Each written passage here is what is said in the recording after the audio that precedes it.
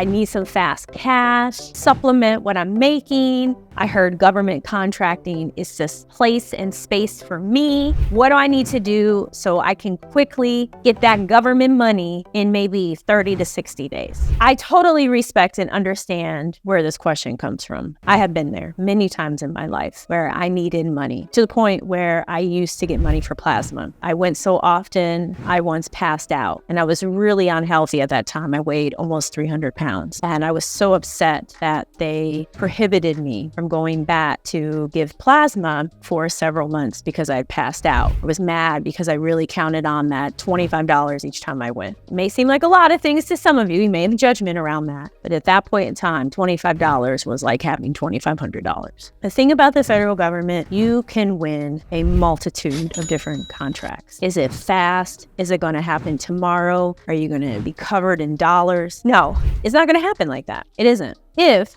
someone says to you, or you reach out to someone and they say, oh my gosh, you offer what I'm looking for, your subject matter expertise, or the fact that you have this extra time and you can help me organize this effort or manage this project, I would like to pay you. Makes sense, right? So typically that may be approaching a prime contractor, or maybe an agency has heard of you and they're like, look, we really want to work with you. We would love for you to provide this service. It could happen. As far as out the gate, you have no connection whatsoever to federal government contracting. It's going to take time. The SBA has said it can take 12 to, I think, 14 months to get your first contract. Are there ways to get one faster? Of course, but what's important is profitable contracts. That's key. You don't want to win work and you're like, oh my God, am I making any money? Why am I doing this? That's not the goal. You're a GovCon winner, y'all. You're not here for games. You're here for profits, right? And the next question is something along this line. I have a business. It's a cleaning business, but maybe now I want to bid on staffing or IT, and perhaps the word cleaning is in the business name. Or you have a trucking business, and maybe trucking is in the business name, but you want to bid on staffing work or carpentry work. Who knows? So then the question is, do I register two businesses into SAM? Do I create a new business?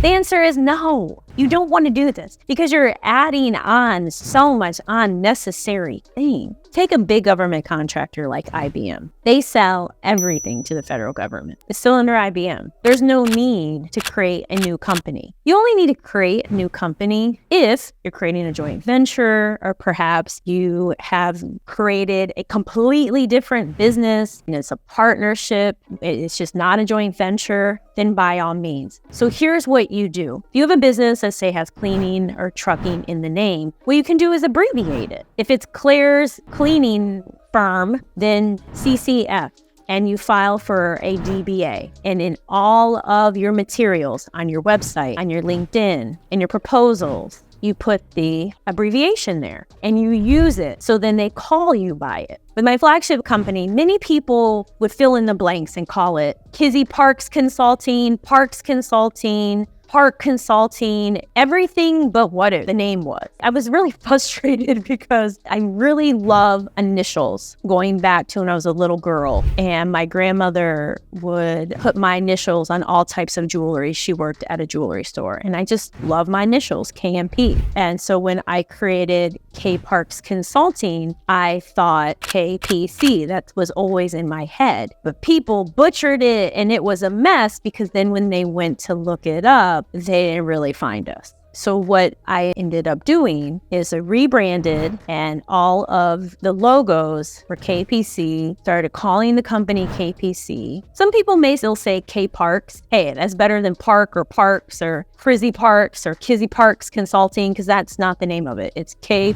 Parks Consulting, DBA KPC. That's the legal name. So you just have to have humility with this. You know, Coca-Cola, IBM, Google, MasterCard have spent probably combined billions of dollars on their branding and marketing. I haven't. It makes sense. So again, do not create an extra business. Just have a DBA, because they're not going to question you. They're not going to wonder, well, why is a cleaning business bidding on staffing? Don't you need to staff in order to clean? It's very normal. There are numerous government contracting firms out there who started out in one area and expanded. No one questions them because they deliver. They're trusted. They're light. May have strong C parts. Next question I am asked is, do I need to have an S Corp, a C Corp, an LLC? I heard I need something of that sort in order to bid on contracts. And then sometimes people will add into it, like making it one question. And also, don't I need 2 years of experience? I kind of see them mushed. Basically, the question is, what do I really need to be a federal government contractor? All you need is to be a sole proprietor. That's it. There's a sole proprietor by the name of Blackfish Federal. They probably do well over $10 million a year. They're a sole proprietor. Why can't you be a sole proprietor? If you want to have an S Corp, by all means, do it. If you want an LLC, by all means, do it. But if you can't afford to arrange your company in that way, then don't do it. Don't put yourself in debt. You can change later. Doesn't have to be perfect by any means. That's what's so beautiful about this space working with the federal government. And also, as far as the 2 years of experience, you don't need any of that. To apply for certain set-asides, they may have a requirement around experience, but there's workarounds. Come on, y'all. There's always a workaround. You ask permission, not forgiveness. You don't have to have any experience in order to win a government contract as a prime or as a sub. You don't. When I first started out, I had only a few months at Patrick Air Force Base as a graduate research fellow. That was it. They said, hey, we want you to stay on. And then I started traveling and meeting all these other agencies, and they liked what they saw. And many offered, hey, I would love for you to speak at this Women's Observance Month event. Hey, I would love for you to speak to a group of EO Army reservists. I was paid. It was amazing. It added to my past performance. And you know what they never asked? Well, how many years experience do you have speaking on these topics, Dr. Park? Never. They never ask me things like that. Because when you add value, you add a solution, supersedes all of this. Y'all are amazing. Y'all are GovCon winners. I'm here to give until I ain't got nothing else to give y'all. So subscribe, hit that notification button, comment below, and don't forget, never forget this. Everything is possible. Everything is possible.